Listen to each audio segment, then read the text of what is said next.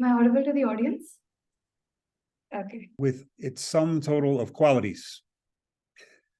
This goes back to the philosophy of David Hume in the early 18th century, the Scottish skeptic David Hume. David Hume liked to say that there are no objects. There are simply bundles of qualities. So we use the word apple, but when we say apple, all we really mean is red, round, hard, juicy, cold, solid, because those are the only things we experience directly. And since those qualities come together so many times, so frequently, we start inventing a nickname for their joint appearance, and that nickname is apple. But there is no such thing as an apple for Hume over and above all the different qualities that it displays. And I want to say that that is the textbook example of literalism in philosophy. It was finally countered in the 20th century by phenomenology at the hands of Edmund Husserl, Heidegger's teacher. Because for Husserl, the object remains the same even when its qualities change. So you take an apple in your hand and you rotate it in your hand, you hold it at a distance, you view it in different kinds of light at different times of day, you take a bite out of it. It's still the same apple after all of those things happen. So the object is something over and above its qualities for Husserl.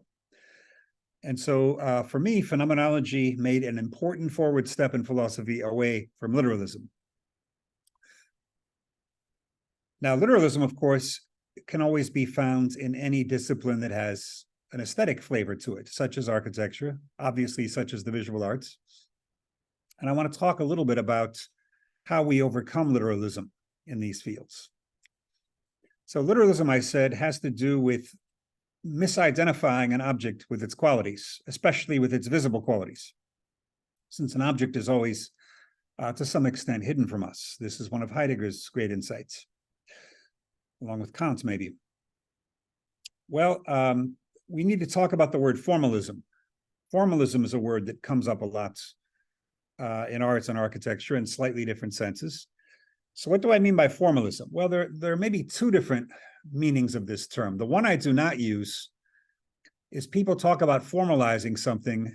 They're talking about putting it in the form of an equation, or by stripping away the detail and making a formal model of it, or in a nice book by Tom Ayers, literary critic and philosopher. Ayers uses the word formalism for self-reflexive experiences, such as Gödel's proof, which shows the limits of any mathematical proof, or he uses the term formalism for Derrida, that Derrida, in his view, is self-reflexive in his thinking. But let's turn instead to Immanuel Kant's use of the term formalist or formalism, since Kant is so important, not just for philosophy in general, but also for aesthetics. And he has very influential views on both the visual arts and architecture.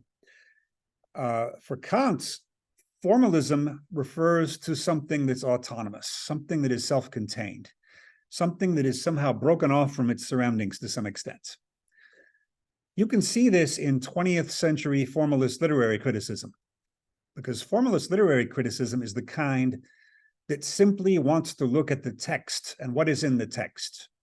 It doesn't want to look at, for example, the conditions of capitalism under which the author wrote the novel, or the author's biography, or other socio-political factors that influence the work. Formalism is the kind of literary criticism that wants to look at the text alone and sees the text as something self-contained, as something that is at least partly cut off from the rest of the world. And there have been political critiques of this, whether from Marxism, from feminism, from post-colonial theory, and so forth. And those are not invalid. But I want to focus here on what formalism itself gets right and what it gets wrong. Okay, so formalism goes back to Kant, and Kant is only using the term, as far as I know, for his ethical theory. He calls his ethical theory formalist. And if you're familiar at all with Kant, it should be pretty clear what that means. For Kant, ethics is simply about performing an ethical act that is right under all circumstances, that is right in itself, right, essentially, not because of its good or bad consequences. So an action is ethical not because it leads to something good, and avoids leading to something bad, but because it's good in its own right. Theoretically, you could perform an ethical action that leads to a disaster, but it's still ethical. So for instance, Kant thinks it is always ethical to tell the truth. We can all easily imagine situations where telling the truth might cause a disaster, and so you might be tempted not to tell the truth, whether to protect yourself or others. For Kant, such situations never arise. There's never a situation where lying is justified. This is one of the ways in which he is a formalist. If you perform an ethical action because you want to go to heaven and avoid going to hell because of your religious beliefs, well, that may be a religious action, but for Kant, it's not an ethical action. You may perform an ethical action because you want a good reputation for being an honest person. Well, that's good for society, but it's not really ethical according to Kant, because you didn't do it for the sake of duty. You did it for the sake of getting a good reputation or for helping society. Finally, you may perform an ethical action because you don't want to feel guilty. You want to be able to sleep well at night knowing that you did the right thing. Again, that might also be admirable and have good effects for society, but for Kant, that is not ethical. Something is ethical only when you perform an action for the sake of duty alone. One funny example he gives in one of his works is, let's say you are poor and you need some financial help, and you go and ask for money from two people. And the first person says, sure, man, we're brothers. And they put their arm around you and say, don't even worry about asking anytime. I'm happy to help you anytime. Somebody who's being very warm and helpful and friendly and welcoming to you. Then you go to the second person to ask for money, and they think for a second and they say, it gives me no pleasure to help you, but I will do it, for it is my duty under these circumstances. I must do it. Kant actually says the second person is better, more ethical. I think most of us prefer the first person. We prefer that warmth and that welcoming and that accessibility. But for Kant, that's not the right basis for ethical action. The right basis for ethical action is purely duty. So that's the sense in which he uses formalism in terms of his ethics. Now, in his aesthetic theory, as far as I've been able to see, Kant never uses the word formalist or formalism. And yet he is considered the godfather of aesthetic formalism, the one who started it, for very good reasons. What are some ways in which Kant could be called an aesthetic formalist? There are several I can think of. One of them is that, first of all, as you may know, Kant thinks an artwork should be judged only by taste. Artwork should be judged aesthetically, not conceptually. So in other words, you're not trying to judge an artwork as to whether it has a good or a bad meaning. You're simply to judge its aesthetic properties, to see if it works, if it functions as a work of art. Second, a work of art is not to be judged by whether it's agreeable to you, meaning likable to you personally. So for instance, there is a film, there's a Hollywood film called Field of Dreams. Some of you may have seen it. It's a baseball movie. It's a baseball movie about a bunch of famous old baseball players coming back to life and playing a game at a field in Iowa. Iowa happens to be where I'm from. And it's a rural area with not many people. And so there aren't many movies about Iowa. And so, of course, I like seeing the movie because it reminds me of my upbringing, my childhood, and reminds me of the cornfields I grew up near, and reminds me of baseball, a sport that I like. I'm afraid I don't fully understand cricket yet. Baseball is somewhat similar in some ways. Well, obviously, I can like the film for those personal reasons, but that is not the good basis for an aesthetic judgment of it. If I were to say Field of Dreams is the greatest Hollywood film of all time, that would obviously be a ridiculous judgment. It's not. That would just be me speaking because I like films about my home state, Iowa. There are other examples too. One of the most famous is Kant thinks that you are supposed to approach an artwork with disinterest. You are not supposed to become passionately involved with it. You're supposed to stand at a distance and judge the artwork using your taste. So there's a certain kind of calm detachment that the critic or the beholder is supposed to have towards the artwork. So these are the ways in which Kant is usually can be considered a formalist in the arts. And let me just jump up ahead to show his influence on formalist art criticism of the 20th century in the United States. The dominant figure was Clement Greenberg, probably the greatest art critic to emerge from the United States. And he was historically lucky in the sense that he was there when the capital of the art world moved from Paris to New York, which can be dated precisely to 1948. This is when the American abstract expressionist painters, people like Jackson Pollock and Willem de Kooning and Mark Rothko, the latter two are not American, but they were living in New York, when these artists became internationally prominent in New York. And Greenberg could hardly believe his luck because he had spent the 1930s as an art critic in New York complaining about how bad and provincial American art was compared to European art. Suddenly, as of 1948, that was no longer true. More interesting things seem to be happening in New York than anywhere else. And New York has remained, to some extent, the world arts capital. That won't last forever, but it's still very much the case. Well, what was Greenberg's idea about art? He was a formalist too. Greenberg's idea about art was that since the Italian Renaissance, artists had been trying to become better and better at painting three-dimensional illusions of everyday scenes. So if you look at Western arts from the 15th century up through the 19th century, you saw an advance in the ability of painters to paint a realistic looking scene that looks like you're looking out the window and seeing something. You're seeing a three-dimensional scene with familiar objects, with people, with trees, animals, arranged in such a way that it looks realistic. Now, for a variety of ways, that started breaking down, a variety of reasons that started breaking down in the 1860s. It might have had something to do with photography being invented, and so painting was no longer needed to record accurately three-dimensional scenes or paintings of people. But it also had something to do with the fact that what they call illusionistic oil painting that paints three-dimensional scenes have been around for 400 years in Western society and was becoming easier and easier to do. There were plenty of people doing it as a hobby who were doing it on Sunday in the park and painting pretty good looking paintings. And so the avant-garde in art needed to try something different. That's another reason. But Greenberg's way of putting it is that painting tries to look three-dimensional much of the time, but it actually is a two-dimensional art form. Painting involves putting paint on a two-dimensional piece of canvas, or more or less two-dimensional. It's very, very thin. And he says, what painting should do now is try to be honest about the fact that it's a two-dimensional art, not a three-dimensional art.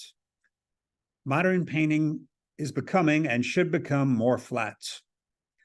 And so Greenberg's favorite kind of painting, of course, in the 20th century was Cubism, where Picasso and Braque were doing paintings that look very, very flat. There's not much illusion of depth anyway.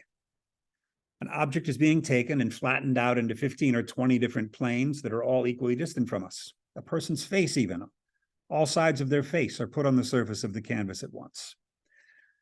And Greenberg also said painting should stop trying to tell stories, because that is what literature does. Painting should simply be visually coming to terms with the two-dimensionality of its medium. Now, Greenberg had a kind of tyrannical grip on the American art world from 1948 through 1963. So 15 years, we call it a generation. He had a reign of terror in American painting and sculpture, where everyone was worried what Clement Greenberg would think about their work. As a result, today he is still hated. He's recognized as a classic author, but today's art world descends more from the art of the 1960s. We could say 1963, when Andy Warhol did his first pop art show, is usually considered the day when modernism died in art, at least in the United States. And art started to do lots of things that Greenberg wouldn't accept, such as performance arts, street arts, political arts, land arts, optical illusions, op arts, and so forth. And installations. Damien Hirst puts all the pills he takes in a cabinet in the gallery, and that's his artwork. And you can think of a million examples as easily as I, and I'm sure it's the same in India, because that's how the international art world is now. So things have changed. The art world is no longer formalist. Formalism is a bad word now. Okay, but I wanted to stress Greenberg's similarity with Kant. And then Greenberg also had a one-time disciple who's still alive named Michael Fried, who agreed with Greenberg about many things, but also took it in a slightly different direction. What Fried emphasized is that art should not be theatrical. In other words, art should not be trying to have an impact on us. It should not be too self-consciously dramatic. The artwork should seem self-contained, as though we, the beholders, are simply there by accident looking at it. Now, Fried admits this is a fiction, because obviously there would be no art if no one were going to look at it, even if just the artists were going to look at it. Somebody needs to be looking at something, at least in principle, for it to be art. And so Fried admits it's a fiction, but he says art should at least behave as if art is self-contained and not trying to impress us. And he used this, first of all, as a criticism of minimalist sculpture. He thought minimalist sculpture was trying too hard to have an emotional impact on those who encountered it. And I'm not sure I agree with that. You don't have to agree with it. The point is that after the 1960s, when art started going in a direction away from formalism, Michael Fried decided he didn't want to be an art critic anymore. He said, art is going in a direction I hate so much that if I stay an art critic, I'm just going to be complaining about everything all the time. No one's going to like me, so I'll become an art historian instead. So he turned back to art history. And he decided to work on French painting in the 1700s. And the reason he did that is because someone told him, hey, you don't like theatricality. You ought to read Denis Diderot, the French philosopher, his art criticism, which not many people knew about, because Diderot also criticizes theatricality in art. And so Fried went back and read it, and he found, yes, that's great. Diderot does criticize theatricality. He agrees with me, even though Diderot was before Kant. So Diderot was not influenced by Kant. But Diderot liked French painting of the kind where the figures in the painting seemed absorbed in what they were doing. They were too absorbed to pay attention to us. So Diderot looks at some paintings where, for example, a boy is blowing a soap bubble, and he's concentrating very, very hard so the bubble doesn't pop. And the boy is concentrating so hard that he's not even looking at us because he's working too hard on the bubble. Or there's one where a man is building a house of cards. And if you've ever tried that, you know it's very hard to keep all the cards balanced, to stack up a bunch of playing cards into a house. And so that person is not paying any attention to us. There's another one where some students are having a Spanish lesson, Spanish language, and so they're concentrating very hard, not paying attention to us. And his crowning example is one where a figure in the painting has pushed a desk drawer out towards us, as if to say, get away from the painting, you're not part of it. Only the things in the painting are part of the painting. And so all of these paintings support Fried's idea of anti-theatricality, which Kant would also agree with and Kant would call formalism, because Kant also believed in disinterest. Kant believes the beholder of the artwork should not become part of the artwork. There should be a separation between the work and the beholder. And so Fried was very happy with that in the first half of the book, but already he is facing problems. Jacques-Louis David, who was the most important painter of the French Revolution, his paintings, it's very hard to tell most of the time whether they are theatrical or anti-theatrical. So, for example, there's a famous painting called The Oath of the Horatii, where 3 Romans are swearing an oath with swords raised up in the air. And their wives are sitting on the side crying because they know these men might be killed in their sword fight, damage the family. So on the one hand, it's not theatrical because all of the characters are completely absorbed in what they're doing. The men are absorbed in pointing swords in the air. The women are absorbed in crying. On the other hand, the painting is very melodramatic, right? Everyone's overly emotional in the painting. It looks like it's trying to make us feel sad too. And so Fried has to admit, actually, you can't really tell whether this painting is theatrical or not. So it poses a problem for his theory. And then his next 2 books on French painting and later French painting cause his theory more or less to collapse. And he's honest enough to admit it. His next book is about the painter Gustave Courbet from the early 1800s. And Fried has to admit in that book, that Courbet breaks down the distinction between the artist and the artwork. He finds that Courbet paints himself into the canvas, that many of the people in Courbet's paintings represent Courbet himself, including the women. And there's various clues about this. There's various clues to tell us that the figures in Courbet's paintings are like artists, or they look like Courbet in some way. And then finally, we get to his 3rd book in his trilogy about Edouard Manet, not to be confused with Claude Monet. Edouard Manet is usually considered the first modern painter for various reasons. The reason Fried gives is what he calls the facingness of the paintings. the very opposite of anti-theatricality. So in other words, often in Manet's great paintings, there was someone sitting in the middle staring directly at us. So far from being absorbed in what they're doing, they are challenging us by looking right in our eyes. Quite often, these figures are naked women in Manet's paintings, which makes it even more theatrical in a sense. And beyond that, he says the painting is all pushed towards us. Even the background of the paintings of Manet is somehow pushed forward. It's not hiding in the background, but it's coming up to confront us. All right, we don't need to go into more details of art history. My point is simply that Fried is someone who started out inspired by Kantian formalism and ended up realizing, oh, that doesn't really work. In some ways, the beholder is completely entangled with the artwork. Now, my thesis is that that doesn't make it anti-formalist. It is still formalist because you, the beholder, and the painting are still cut off from everything else. When you're standing in front of a painting, absorbed with it, you are trying to make sense of the painting. You are not, unless you really make yourself do it, you are probably not thinking about the socio-political context in which it was painted. That's a historical step that you might perform later. When you are confronting the painting, you are entangled with it. You are a part of the artwork.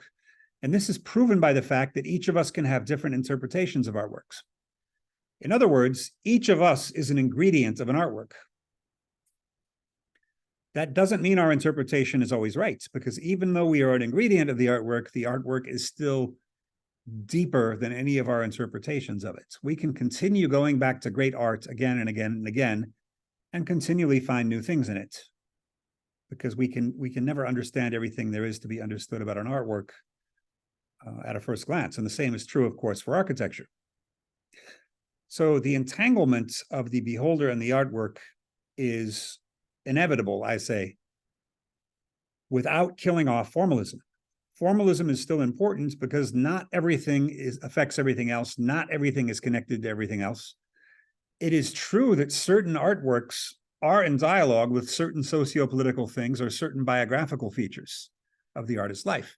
It doesn't mean it's connected to the entire universe. And to give you two examples, Picasso's famous painting Guernica about the horrible bombing by the Luftwaffe in the Spanish Civil War, one of his most famous works. Well, obviously, the Spanish Civil War was the motivator for that painting, and it's a relevant aspect of that painting. And you can understand the painting better if you understand what happens in that bombing. However, 500 or 600 years from now, that painting might still be around, but knowledge of the Spanish Civil War is not going to be very much compared to what it is today. The country of Spain might not even exist. Maybe the whole EU will merge into one country and people will forget that there was ever a country called Spain. Who knows? And yet the artwork, Guernica, could still be a very provocative work that gives people an aesthetic pleasure that they have to negotiate with over a long period of time. And so it makes no sense to simply reduce Picasso's artwork to a political statement about the bombing in the Spanish Civil War. If he wanted to do that, he could have written a newspaper article about the bombing. Instead, he is aestheticizing that bombing in the Spanish Civil War. So when artwork is sometimes motivated by socio-political or biographical facts, but it aestheticizes those in a certain way. It changes them from what they were. As a biographical example, you may know Picasso's early Blue Period painting, Life. And actually, the whole Blue Period, they say, is inspired by the melancholia Picasso felt after his friend shot himself, his friend Casagemas in Paris. So that helps you understand Picasso's Blue Period, to understand that he was very depressed about his friend committing suicide. And yet that doesn't exhaust Picasso's Blue Period. If someday all the facts of Picasso's life are forgotten, the Blue Period will still have an aesthetic meaning. So it's still somewhat cut off from the factors that produce it. So formalism is still there, but it is not a formalism that excludes the viewer or the beholder the way Kant wanted it and the way the early Michael Fried wanted it. It's a formalism that involves the human as one of the ingredients of an artwork. Humans are an ingredient of the artwork. Okay, so why did I spend so much time on this? I spent so much time on showing the problem with Kant's aesthetic theory, which I also like in most ways, because it refutes the bad things Kant says about architecture. You may, if you've read Kant's Critique of Judgment, you may know, or you may have heard, that Kant does not think very highly of architecture as an art form for a simple reason, because it's useful. He said, because remember, he wants artworks to be completely self-contained. They shouldn't be related to anything outside of themselves. They shouldn't even provoke an emotion in the beholder. Well, if they're useful, that's even worse for Kant, because then the artwork is directed towards a use of some kind. And he says, since architecture is always useful, that means it can never be a form of pure beauty. And I'm going to complain about that theory today, in what time I have left. I'm going to show why I think Kant is wrong about that. He also gives two other examples, incidentally. It's not just architecture he's picking on. He says a horse can't really be purely beautiful, because if you see a beautiful horse, you're probably thinking of how fast you can ride it, or maybe that you can make a bet on it at the horse track and win some money. You're not just thinking of the beauty. What about a beautiful human body? Kant says the same problem there. If you're looking at a beautiful human body, you are probably overcome with lust on some level, even if unconsciously. And so therefore, you can't really appreciate the beauty of a human body as simply pure beauty. Architecture, then, is the third case. All right. So let's turn to architecture now. I am of the minds that architecture does have to be useful. I'll give a counterexample in a second of someone who thinks the opposite, because otherwise it's going to become sculpture. If you had architecture that could not be inhabited, could not serve some purpose, it would essentially be a very large sculpture. And there might be some borderline cases where there's sculptures that are almost architecture, or architecture that's almost a kind of sculpture. Actually, I'll give you an example of that in a moment. I think there is, in the end, a dividing line between the two. Now, who's going to disagree with me about this? The first person who comes to mind is Peter Eisenman. Peter Eisenman is also a formalist. He calls himself a formalist, and he is a formalist in the Immanuel Kant, Michael Fried sense, in the sense that Eisenman is pretty clear that any art that has to do with human need, any architecture that has to do with human needs is what he calls a form of humanism. And for Eisenman, the problem with architecture since the Renaissance is humanism. What Eisenman wants instead is a self-contained architectural object, a self-contained object that gives you clues, certain clues as to how to interpret it. And you might know some of his essays about Le Corbusier and some of the Italians during World War II and so forth. He's a very good reader of how a building gives you clues of how to interpret it.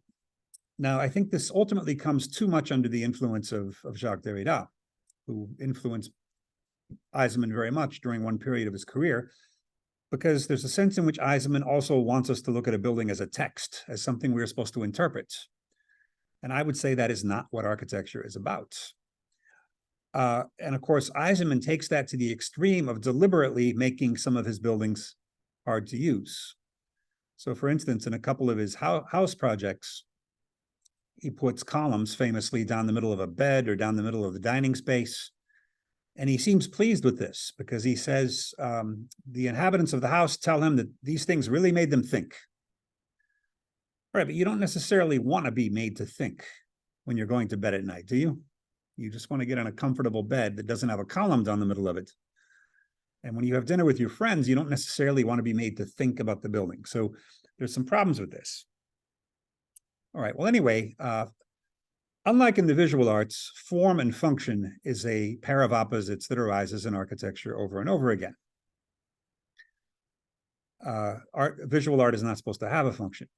And design is more on the side of architecture here in the sense that design has a purpose. You're talking about a beautiful cigarette lighter or a beautiful laptop. Well, what's the issue with form and function? I guess we've been speaking of form and function in architecture. People sometimes credit it to Louis Sullivan, but it was around earlier. It was around, you can go all the way back to Carlo Lodoli, the priest in Venice in the 1700s, who wrote about form and function as being the two main terms of architecture. His notes weren't published for another century by his students. So it was really in the 19th century that people started talking about form and function. And some people claim that distinction is no longer relevant, but in a way it is. Some people will talk about program instead of function. Well, I think there's a problem with how both form and function are talked about, which is that they are not talked about in a sufficiently formalist sense. They are talked about in too relationist a sense, in my opinion. And here's what I mean.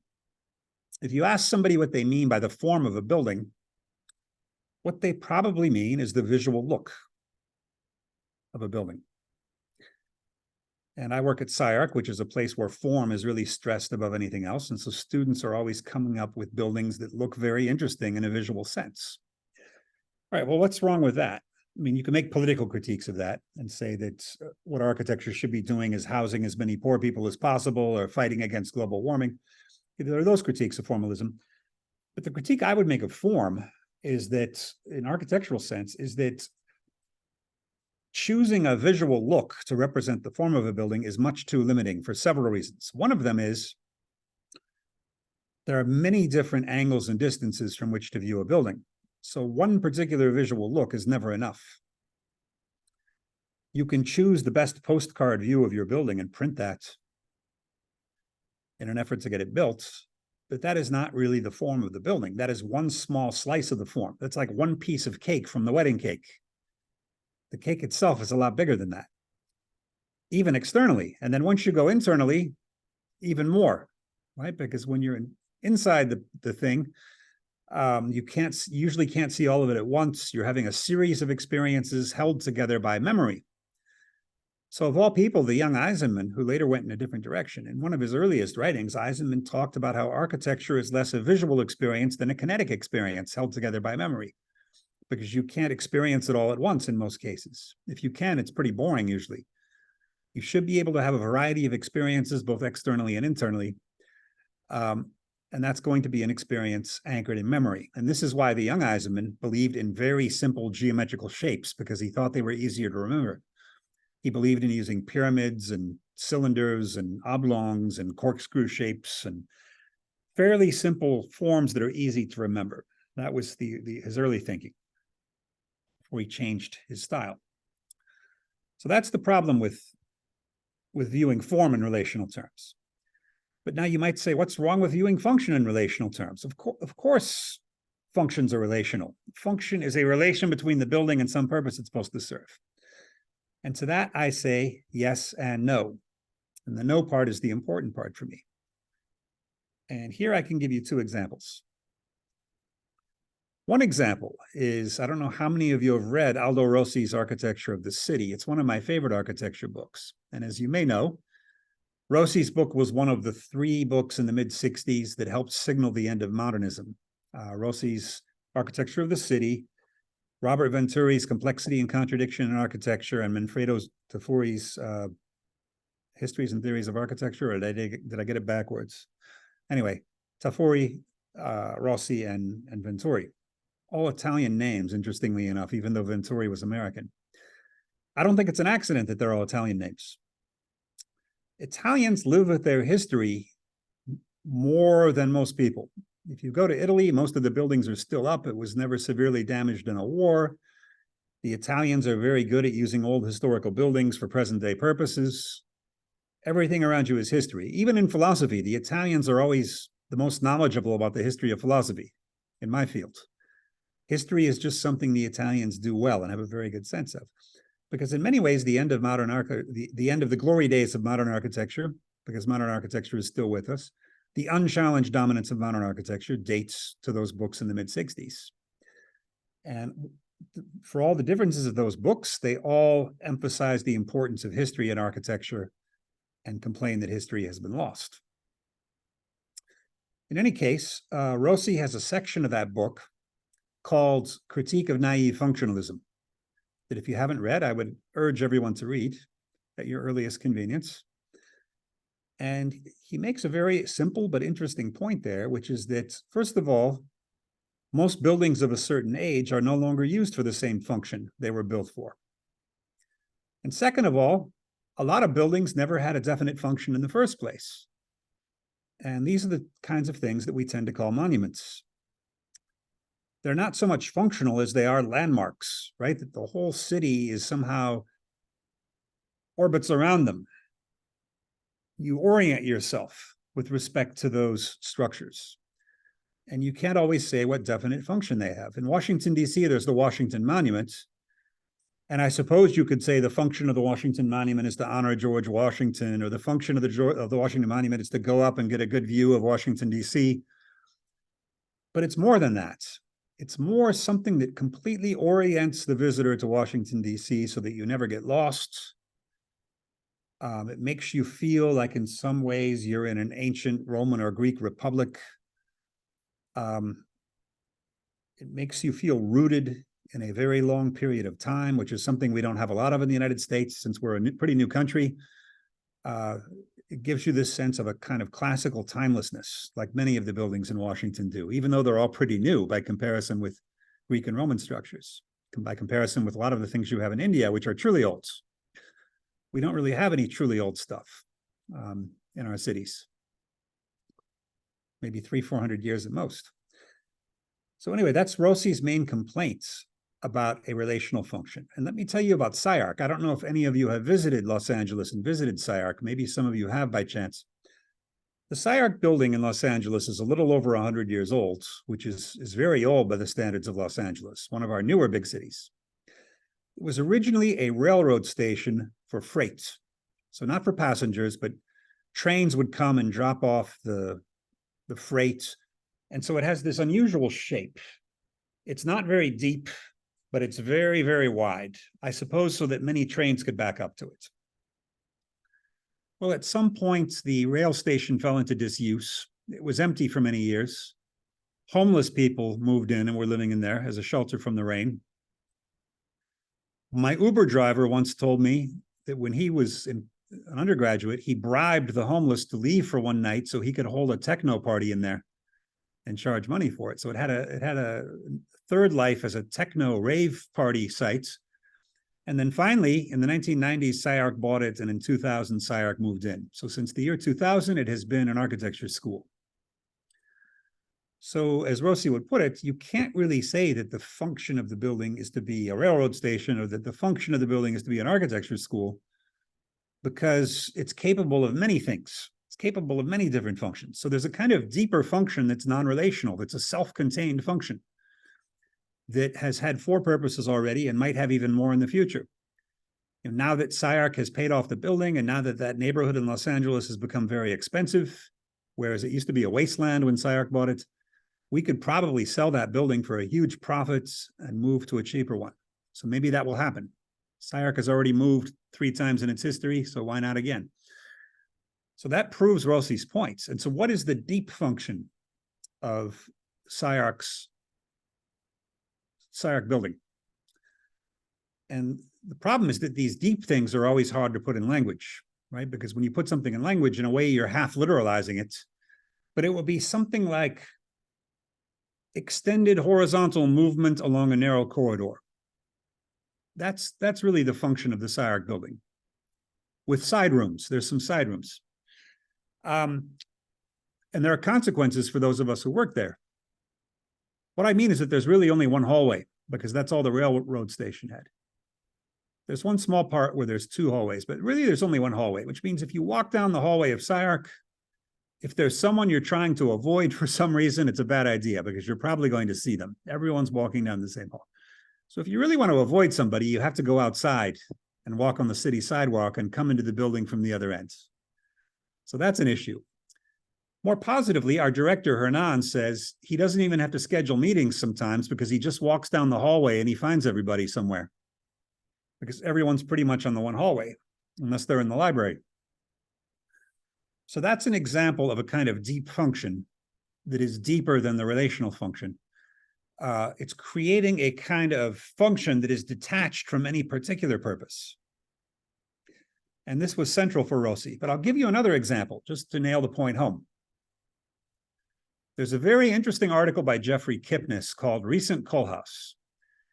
And it's not really recent anymore. This was written in maybe 1994. So it was the recent Kohlhaas buildings as of 1994 or 95, 96, somewhere in there. Already, nearly 30 years old. But Kipnis makes the point that Rem Koolhaas has this unusual property as an architect that his unbuilt buildings have a huge influence compared to many architects. His plans for competition-losing entries often circulate. One example of that was the Tate Modern Museum in London, which ended up being built by Herzog de Meuron. Maybe some of you have been in there. It's an old power plant, so there's a giant smokestack, and the building's made of brick. And Kipnis in some ways admires Rem Koolhaas's failed design for that building. But he also says it's a good thing it lost the competition, because if it had won, it would have destroyed the profession of architecture as we know it. And you think, wow, that's a harsh statement. Why does Kipnis think this building would have destroyed architecture as we know it? Well, Kipnis says it's because it's not really an architectural project, it's an infrastructure project. What Koolhaas was trying to do with his design for the Tates was create a building that can circulate the maximum number of people through it in the shortest amount of time. It's like the kind of thing the government would build for a highway. It's a museum designed to handle the maximum number of people possible. And Kipnis also complains that it didn't even have to be an art museum, right? There's nothing in this design that suggests art museum. And he meant that as a complaint. And finally, he notices something very interesting, which is that one of the conditions of the competition is that you had to leave the smokestack there, which is what happened. The smokestack is still there. Well, Koolhaas did not listen to that part of the competition brief. He actually stripped the skeleton down to the metal, stripped the smokestack down to the metal skeleton underneath it, as if he were emphasizing that I am taking this building and turning it into a pure abstraction. I am distancing it from any possible real-world function it could ever have, whether it's power plant or art museum. Okay, now you have to remember that Kipnis is a member of Peter Eisenman's camp, and in some ways, Eisenman sees Koolhaas as his enemy, even though he admires him. And he likes to think of Koolhaas as someone who pays no attention to form. That Koolhaas is someone who is just trying to reach maximum functional performance rather than creating anything formal. But based on what Kipnis has said, I think Kipnis's analysis is right. I just think his negative verdict is wrong. Kipnis has this other brilliant line about describing Koolhaas's project, where he says, it's as if Koolhaas took the design brief and hacked away the flesh, hacked away the fat and the muscle, and even hacked away the bone, so that all that he was left with was the nervous system of the building. He was left with the mere skeleton of the Tate Modern Art Museum. And if you look at this in terms of Rossi, it actually makes sense. You are creating, again, a function that is detached from any particular function. Now, what's so great about that? What's great about that is it creates an aesthetic effect. If you look at the art museum and you see something that's obviously functional, but that is not, it's not obvious what the particular function of it is, you are creating a gap between the deep structure of the building and the particular function that it has. You're de-relationizing the function of the building. You are aestheticizing the function, in other words. Because as I have tried to argue, aesthetics happens when you strip a thing away from its context rather than contextualizing it. When you strip a thing away from its qualities, unlike David Hume, that's when you get an aesthetic effect, when there seems to be an independent object that we can't quite grasp, that is not quite the same as its qualities, that is not quite the same as its use. This is when you have an aestheticized function. Now, why would we want to aestheticize function? Well, you may remember Frank Gehry's vulgar remark at the Louis Vuitton in Paris, when one of the reporters asked a question about why are you wasting all this money on a high art piece of architecture when we have global warming and poverty? And Gehry actually responded by giving the middle finger to the reporter, and he apologized later for that. But he said, I know I got too angry, I shouldn't have done that, but 97% of the built environment is crap. And so you should show some appreciation for those of us who are trying to make it better. Now, what does it mean when you say 97% of the built environment is crap, assuming you agree with Gehry on that? Does it mean that 97% of the buildings are actually ugly? Not necessarily. There's only a few out there that you would really call ugly. You could say, however, that 97% of the buildings out there are really boring. They're neither beautiful nor ugly. And architecture, I would say, has the mission not only of creating efficient urban spaces, but of aestheticizing those spaces. It's an aesthetical discipline, after all. It's not just an engineering discipline. It may be that too in some ways, but it's also an aesthetic discipline. It's an art form, architecture. And the only way to get an art form in any genre, the bare minimum, is to create some sort of a separation of the nucleus of the thing from its surroundings. That's very hard to do with function. Kant thought it was impossible. That's why he thought architecture couldn't be a real art form. I'm saying that it's not impossible, right? That it's done all the time. And I just gave you two examples. I gave you the example of what Rossi said about buildings that change their functions over time, or monuments that never have a function. I also gave you the example of what Rem Koolhaas tried to do with the failed entry in the Tate Modern competition. But let me turn back to form for a second. I already talked a little about that, but just to nail that point home, I talked about how form in architecture, unlike in painting, cannot be instantaneous. You can stand in front of a painting and analyze it for hours, but there's a sense in which the whole painting is right in front of you instantly. It's all there. You're just looking at different details and you're trying to stand at different distances and make sense of different things. A painting is all given to you at once. To a somewhat lesser extent, sculpture is as well. I mean, a sculpture is a three-dimensional object, unlike a painting, so you might have to go around it. But some critics will tell you that the best sculptures are the ones that don't exploit the three-dimensionality too much. In fact, Clement Greenberg's main critique of Edgar Degas as a sculptor is that his sculptures are too dependent on finding exactly the right angle to look at them from. Whereas that's not really true of Michelangelo. It doesn't really matter where you stand. It's amazing from every direction. So I would say that in architecture, that is not the case at all. You can never have the form of an architectural work instantaneously. You can find a specifically beautiful elevation, or you can find a specifically nice viewpoint from which to look at the building. But at the very least, you're going to have to circle it and go inside of it. And as the young Eisenman said, you're going to have to retain all of that in memory. It's a kinetic memory as well as a visual one. And there may be smell involved. And Peter Zumthor also pays a lot of attention to the temperature in his buildings, he says. So there are lots of factors that could feed into how you experience the form of a building. They all have to be woven together somehow. And what you're probably going to want for this reason is you're going to want a kind of complexity that's not too complex. If you have an interior or an exterior that are too uniform, as happens in a lot of modernism, it's not going to be as interesting a series of memories for the person who experiences it.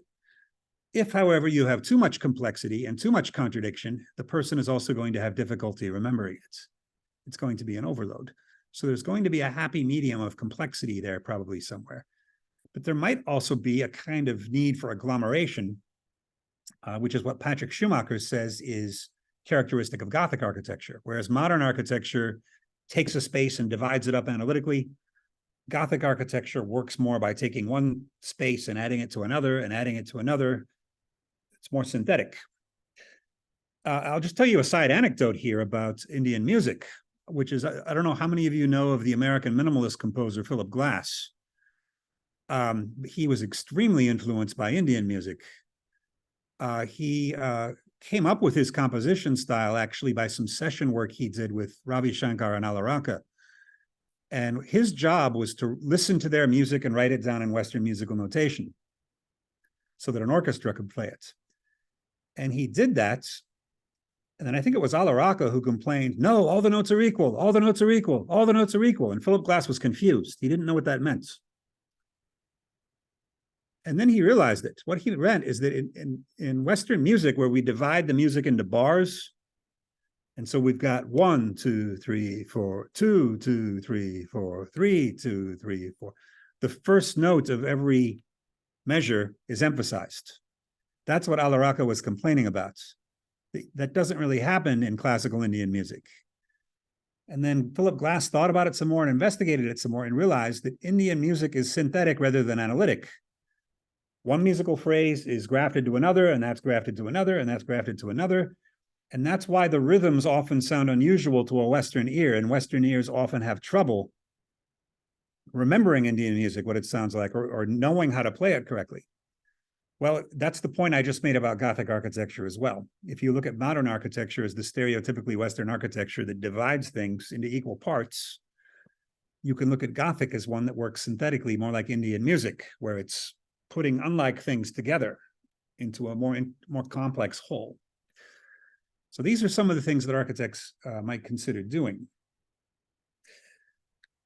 I was also going to say something about Frank Gehry. His most famous building is probably the Guggenheim in Bilbao, which I have visited. And in some ways I loved it, in some ways I was disappointed by it. I generally like Frank Gehry, but you can't not love the exterior, right? Unless you're a real classicist. The exterior is a lot of fun. However, I see the exterior as more like an artwork than like an architectural work. And I believe that's emphasized by the fact that it's surrounded by famous artworks. There's the Louis Bourgeois giant spider, and there's a Jeff Koons flower puppy. There's a couple other Jeff Koons things as well that I've forgotten. So it's almost like Gehry's building is just another sculpture in a sculpture garden, just the largest one. Because when you go inside that building, I find it very disappointing. It has, the main area has 4 rooms on each floor, same size, first floor on top of the ground floor. I found myself staying inside only for about 5 or 10 minutes because it wasn't interesting. I went back out and I kept circling the building again and again. So for me, that was almost a purely formal building. If you talk to most architects about it, though, they will say, no, it's what they love about it is the way it interacts with the surroundings, the way it interacts with the bridge and the city. I don't agree with them. I don't find much interaction. I find it to be almost a self-contained sculpture. And I think the reason they say those things about the way that it interacts is that otherwise it's not really an architectural object, because you can't really say much about the interior space. It's very sculptural to me. And so my sense is that building in particular is overrated. The one of Gehry that I like better is the Louis Vuitton, the Fondation Louis Vuitton in Paris. Now, at the moment, that building is rather non-contextual because it's in a strange part of Paris where there isn't much else. It's not on the edges. It's actually fairly in the middle of Paris. It just happens to be in a boring area where there isn't really anything. But I imagine over the years that will change, because Paris neighborhoods tend to change anyway, and also because I think that building will draw new development. That building is interesting on the exterior, but it's also even more interesting on the interior. The paths are not symmetrical. They're a little strange. There's an unusual door that leads onto stairs, and you take the stairs up and you have this really interesting view of Paris through a kind of grid-like structure, from a direction of the Eiffel Tower that you would never have expected to see the Eiffel Tower from. It creates a lot of interesting kinetic experiences, that building. And that's why, for me, it's the most interesting Gehry building I've been inside. And I like to think that's because he instinctively realizes that the form of a building can't just be how it looks on the outside from one particular angle. That the form of a building is a sum total of experiences, the deep form anyway. And Tom Wiscombe, who used to be my colleague at Sci-Arc, also wrote another interesting article about subtracting the form of a building from its surroundings. And if I'm remembering correctly, the 3 tips he gave, the first was to lift the building above the ground on a plinth, which isn't new, of course. That was used by Mies van der Rohe and others. But it's certainly of a piece with this strategy, right? That you're removing a building from its environment. Why would you want to do that? Well, David Roux has made the case that we are in danger now, since we're all so concerned with the carbon footprint, of reducing architecture to a branch of climate science. That we're in danger of reducing architecture to simply minimal possible carbon impact that can be calculated on a computer, which is underdetermined in terms of the design. There are probably many different designs you can use that are carbon friendly or carbon neutral or even carbon negative. So that would be the case for not trying to embed a building too much into its environment, not to lose the sculptural quality altogether. The second idea Wiscombe has there is what he calls the objects in a sack, where there's a sort of loose outer envelope over the building as a whole, so that the form and structure of the building are there, but they're somehow vague. They're somehow separated from any particular appearance they might have. And then the final tip that Wiscombe gave in that article was what he calls tattoos, which means that the surface articulation of the building is out of joint with its underlying structure. So there you are creating a disjunction between visual form and function of the building.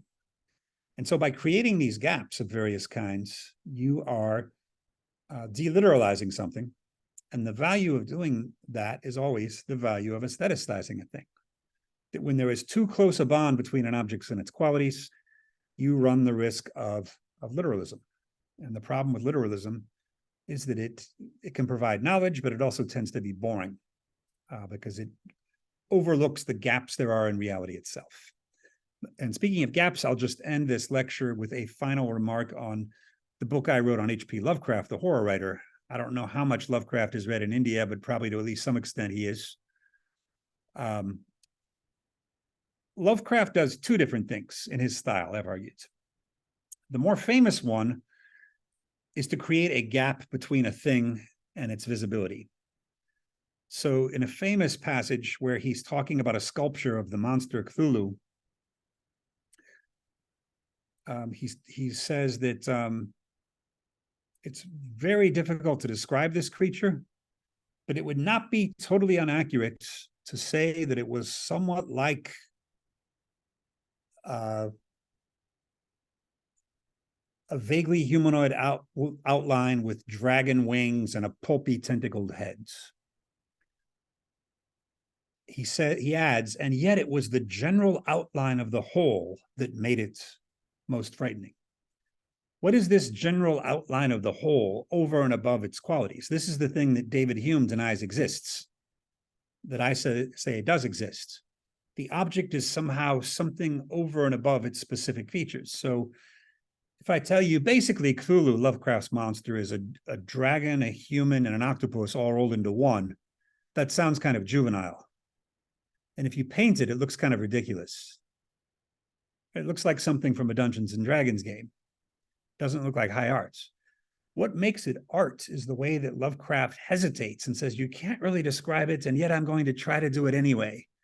And he sort of half succeeds, but not really. And then he sort of adds that the general outline is what made it horrible. But there's the other kind of description that Lovecraft uses that's different from that, which is where Lovecraft doesn't say something is too difficult to describe. He says it's easy to describe. And then he gives you so many descriptions of the thing that you can't even imagine it. So he describes that mirage someone sees of the giant Antarctic city reflected in the clouds. And he says, here's what it looked like. And he gives you like 12 or 13 different features of it, and you can't possibly hold them all together in your mind. I compare that to Cubism, right? Where Picasso says, here's the woman's face, and it's all the sides of her face simultaneously on the front of the canvas. You can't really process it as a human face, even though all the information is there. So he has the Cubist moments as well as these moments of mystery. But what Lovecraft does so well as a writer, and I think he's a good writer against those who say he isn't, Lovecraft realizes that you create mystery and intrigue when you drive a wedge between an object and its qualities. And this is what my philosophy, Object-Oriented Ontology, is all about. It's all about how objects have different qualities at different times, how they can transfer qualities from one to the other, and how splitting an object from its qualities can create a kind of cognition that is not exactly knowledge, but which is a heightened form of cognition that is often more powerful than direct prose. So to give another example from the case of threats, one I often give, you may all be familiar with the film The Godfather, where Marlon Brando's famous line is, I'm going to make him an offer he can't refuse. Well, it's good that he's not more specific than that, because any specific threat is less frightening than just saying, I'm going to make you an offer you can't refuse. Right? When you say, I'm going to make you an offer you can't refuse, you imagine every possible thing. If I say, if you don't do what I want, I'm going to cut off your horse's head and throw it in your bed at night, that's grotesque, but it's not as frightening as saying, I'm going to make you an offer you can't refuse. It's too specific. It loses the element of surprise. So creating that element of mystery in the thing, in which it's hiding behind its qualities, in which it's not directly accessible, I'm in favor of that. And that is one element of romantic architecture that I think ought to be brought back or retained. This idea, not of the sublime, right? The sublime is the word people often use when they talk about romanticism. The problem with the sublime is that it's infinitely large or infinitely powerful. I'm talking more about what Timothy Morton calls the hyperobject, which is something that is finitely large or finitely powerful, just very large or very powerful, more than a human scale, but not something that we have to call infinite. And just one final remark, because not everyone seems to know this in architecture. The notion of the sublime, although it is most prominent in British writing on aesthetics of the late 1600s, early 1700s, is actually originated in China. It originated with Chinese gardening, which impressed the British diplomats and travelers so much. The way that, whereas French gardens are geometrical and symmetrical, and if you go behind Versailles Palace outside Paris, they have a very nice garden, but it's almost too rational and too symmetrical. Then the English gardens are the opposite. English gardens are more unpredictable.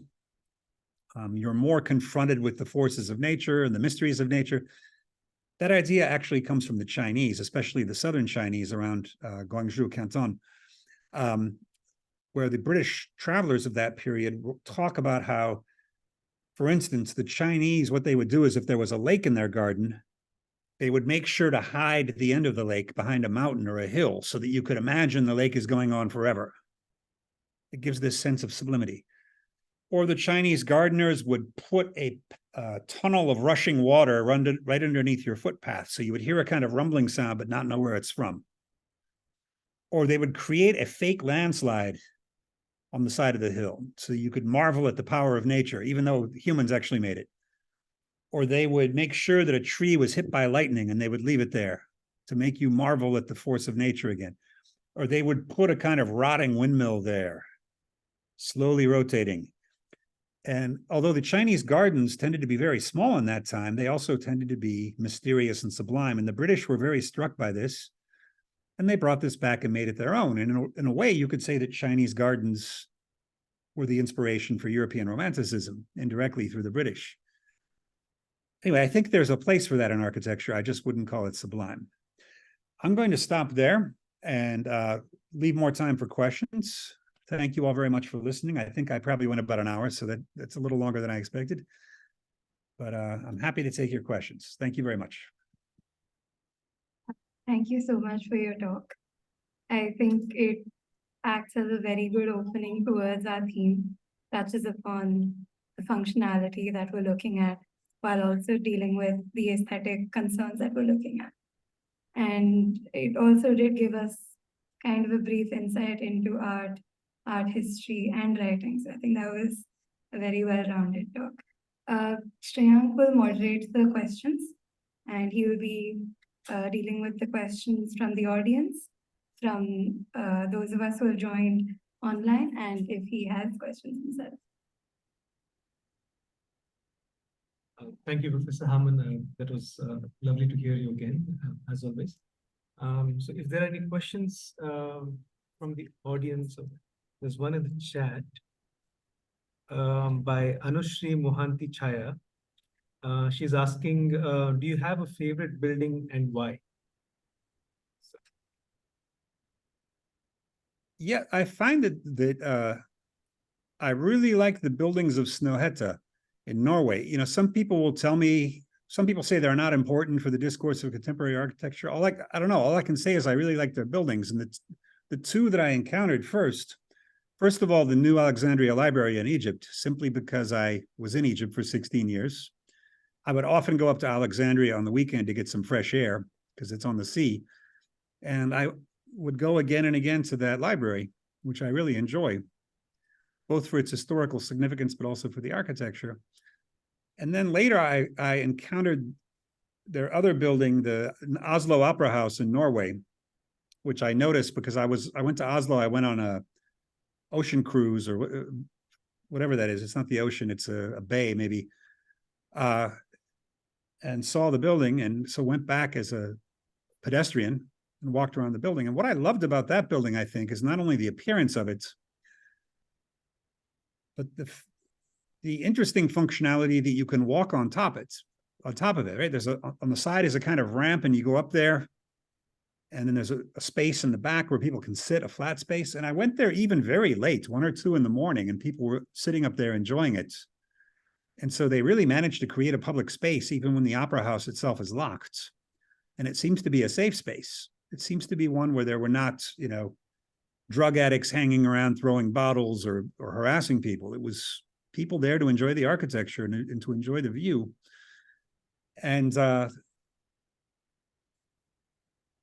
those might not be the highest ranked contemporary buildings among other architects, but they're the ones I actually enjoyed on a visceral level the most of recent buildings. Of more classical buildings, one that I really recently enjoyed was the parliament, the Hungarian parliament in Budapest. The number of spiky Gothic things coming out of it is just so extreme. There's something wonderful about that building, even if I don't necessarily like where the Hungarian government is right now. The building itself is wonderful. And then if you want to talk about older buildings, I'd have to rifle through my memory. I lived especially in the Islamic world for a long time, and so I've seen a lot of the great old mosques in Cairo and Damascus and places like that. So there are a lot of those nice old mosques in Cairo and Damascus in particular. And then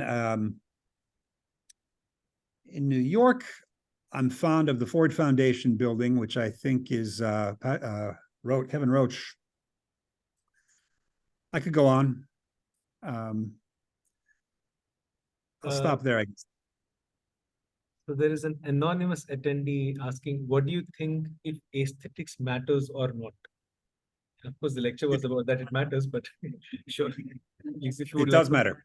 It definitely matters. And not just in architecture. I mean, I'm of the mind that aesthetics is very important in philosophy. I don't like philosophers who don't write well. And what you get often in philosophy is people who think writing clearly is enough, as though the only problem is philosophers writing unclearly. No, you can write clearly and still be very boring. You have to write lucidly, not clearly. And what lucidly means is that you're actually involving the reader in every sentence. You're trying hard not to lose the reader's attention in every sentence. And there are various techniques for doing that, and none of us are perfect at it. But Plato's very good at it. Nietzsche's very good at it. Bergson is very good at it. Maybe Nietzsche's the best at it. You never lose concentration while you're reading Nietzsche, even if you don't like him, because his rhetorical and literary power are so great. So yes, I think aesthetics is very important, because I think without aesthetics, people remain on the outside of what they're looking at. You get an aesthetic experience when you have to participate in creating the thing that's there. This is why sometimes leaving certain things a little vague is a powerful aesthetic technique. I've lately been rereading the novels of William Faulkner, usually considered the greatest American novelist of the 20th century. There's some disagreement about that. I could probably give him that prize among American novelists.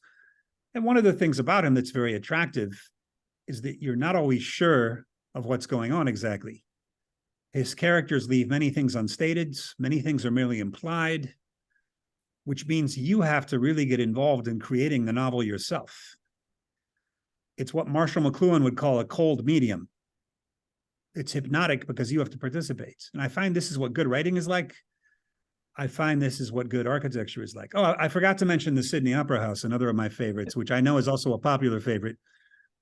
And what do I love about the Sydney Opera House? Well, what I love about that, this is going to sound different from my other theories, but I love the fact that it uses simple forms in an unusual arrangement that you could probably sketch from memory, because it's unique enough that you can more or less remember what it's like, even if you're a bad drawer like me. I basically have 7-year-old drawing skills, one of my weakest areas, but I could probably still draw basically what the Sydney Opera House looks like without looking at a photograph, even though I was only there once. There's something pleasing about that. Raymond Chandler, the American detective novelist, this was his philosophy for book titles.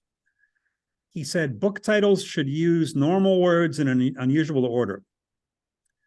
So his first novel, The Big Sleep, the, big, and sleep, three very normal routine words in English. We all use them every day. But the big sleep is a weird thing to say. You wouldn't call a sleep big usually. And so it's very memorable. In fact, it's so memorable that big sleep has become a cliche slang for death. But it wasn't a cliche when he used it. He invented it. His second novel, Farewell, My Lovely. Again, farewell for goodbye. My, everyday word. Lovely, everyday compliment. But farewell, my lovely is weird because you would never call a beloved person my lovely. That's strange. And farewell is a little strange because we usually say goodbye. Farewell is a little archaic. And so again, it's simple words in an unusual arrangement. They become very memorable. My first book, Tool Being, tool-being. Tool is a word everybody knows. Being is a word everybody knows. But tool being with a hyphen was never used before. But now everybody uses it as though it's an obvious term. So I know I've succeeded. People will say Heidegger's concept of tool being. It's actually my concept of tool being, but it's caught on. And so again, I'm not going to say it's as important as the Sydney Opera House, but it's a similar effect, I think. You're using simple things in an unusual arrangement. Good food is often like that too. Simple ingredients in a strange combination often leads to great food. Anyway, yes, I think aesthetics is very important. It's the only way to get us involved in the world.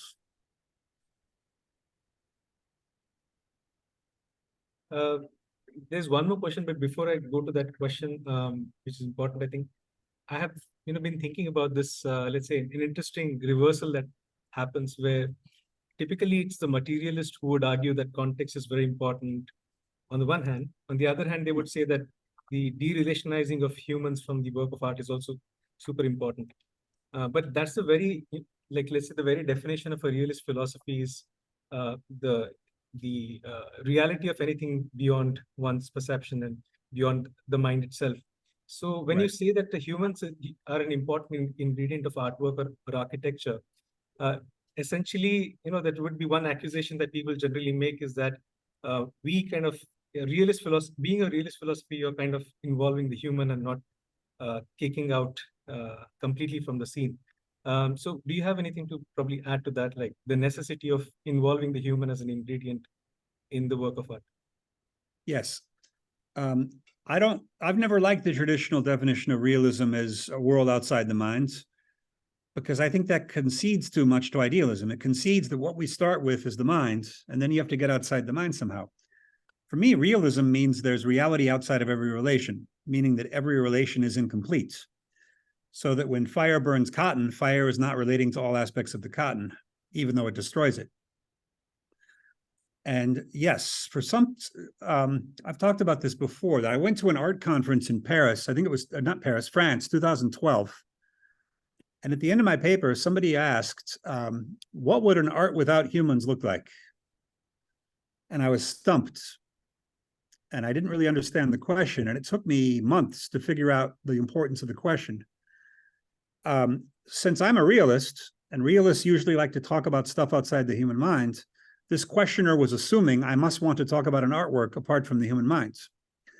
And this was actually tried by one of my readers, Joanna Malinowska, a Polish-American artist, back in 2009 and 10, I think, had an art show called Time of Guerrilla Metaphysics, named after my second book.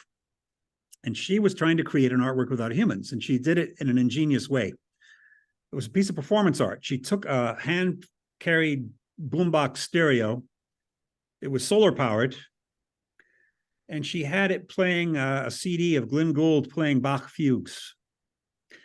And she started marching towards the North Pole, carrying this, playing the Bach fugues, and she marched as far as she could. It was way up in northern Canada somewhere, or maybe Greenland.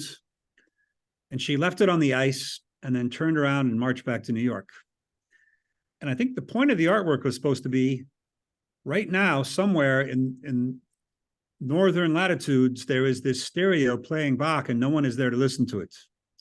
And so therefore, that's an artwork without humans. Until global warming melts the ice and it sinks, it's going to be playing Bach music that no one is listening to.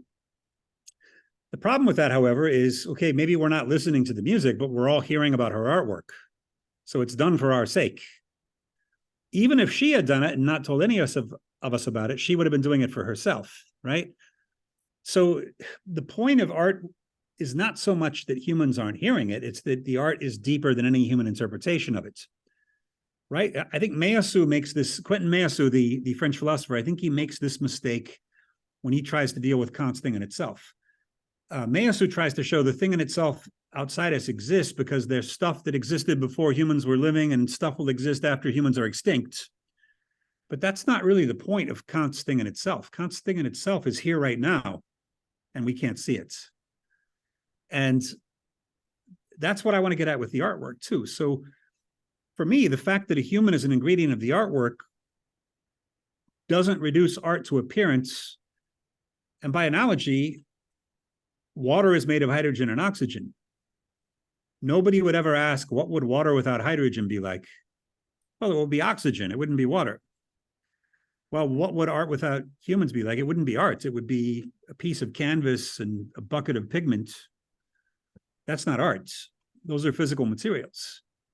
And so I do think not only that humans are a necessary ingredient of art, but that each of us brings a different ingredient to art.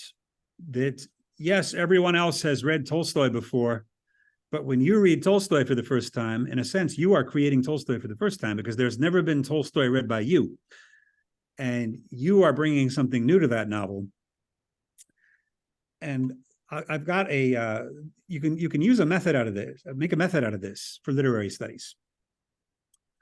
One of my favorite questions to ask philosophers and writers and artists, you can ask them who their influences were, and a lot of the answers are going to be the same, right? That philosophers are going to say Plato and Aristotle or Nietzsche or Kant or whoever, and novelists are going to say Tolstoy and Melville and whoever. I like asking them, who were your biggest influences who are not as famous or great as the others? Because that is where you can see where an artist or an architect or a novelist or a philosopher saw something in a so-called minor figure that nobody else saw, and were able to do something with it. One of my favorite examples is T.S. Eliot, who's not quite as highly admired as a poet as he used to be, but he's still considered an important poet. If you look at his big influences, one of them was this French poet, Jules Laforgue, who's pretty good, but if you read Jules Laforgue, you're not going to say he's one of the greatest French poets of the late 19th century. He's not on the level of Mallarmé or Verlaine or Rimbaud, but he did something for Eliot that no other poet could do. And so I asked Meillassoux, who are the philosophers important for you who are not among the greatest? And he said it's the people between Kant and Hegel, like Reinhold and Beck and Jacobi. For me, it's Ortega y Gasset in Spain and also Brentano in Austria. For me, they are very important, although they're not usually ranked with Heidegger and Kant and those people.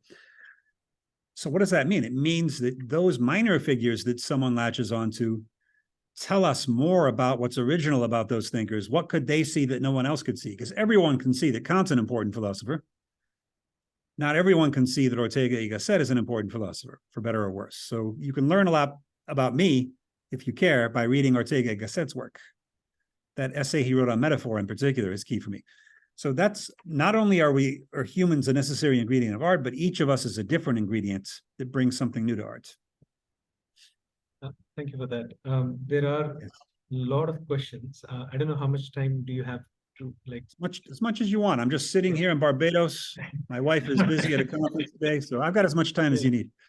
So the next question is again by an anonymous attendee. What is the fundamental difference between aesthetics and beauty? And I know you've addressed this question in art and objects, so maybe you want to. Yeah. I think the term beauty is best used to describe aesthetic experiences. I mentioned that I would also put the ugly under the umbrella of aesthetics. I think aesthetics should study the ugly more than it does, because I do think ugly experiences are aesthetic experiences, just of an unpleasant kind.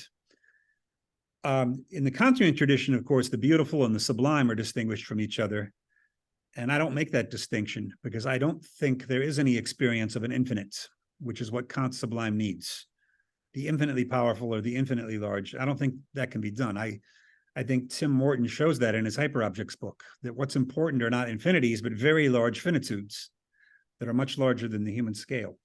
And so I wouldn't distinguish between the beautiful and the sublime. So when Stephen Shaviro says I veer too much towards the sublime and not enough towards the beautiful, I've contested that in a response to Shaviro, who's a good guy, my friend, but I disagree with him about that. So I think the next question is probably, I was wondering if there's a question in the audience. Do you want to come here and ask? So is it okay? Like, somebody who's got a question in the audience. Hello, sir. Thank you so much for the talk. You're welcome. I am completely convinced and I admire the way you have built up the case from the perspective of Kant about the importance of aesthetics in architecture. But I have a few questions on the way you have said on how it should be done. So on when you said like when the object is separate, when the qualities of an object is separated from the object itself, and you create certain mystery to it in terms of experience, and also that that instance where you have said the functional from the Rossi's essay, saying that the functionality is not the single most important thing in terms of architectural quality.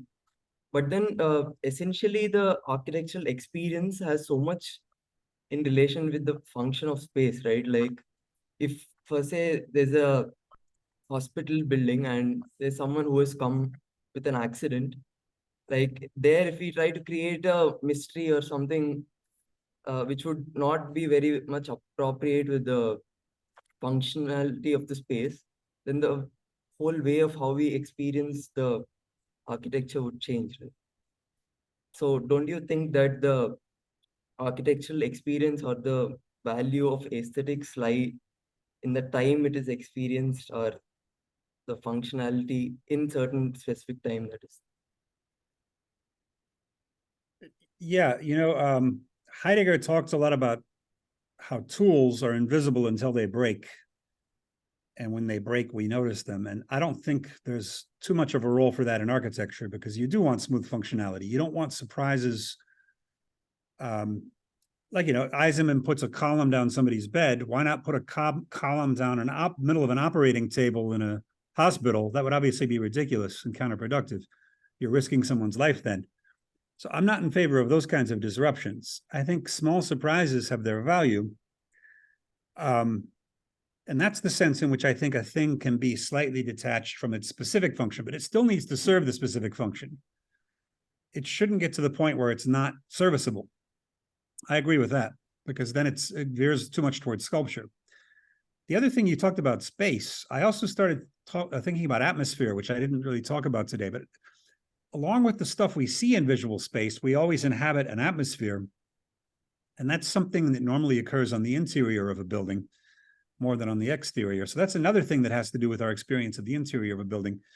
Part of our experience of it is atmospheric, and that has to do with the lighting, the air temperature, the smell, things that we're not always conscious of, but that do affect our background experience of a building.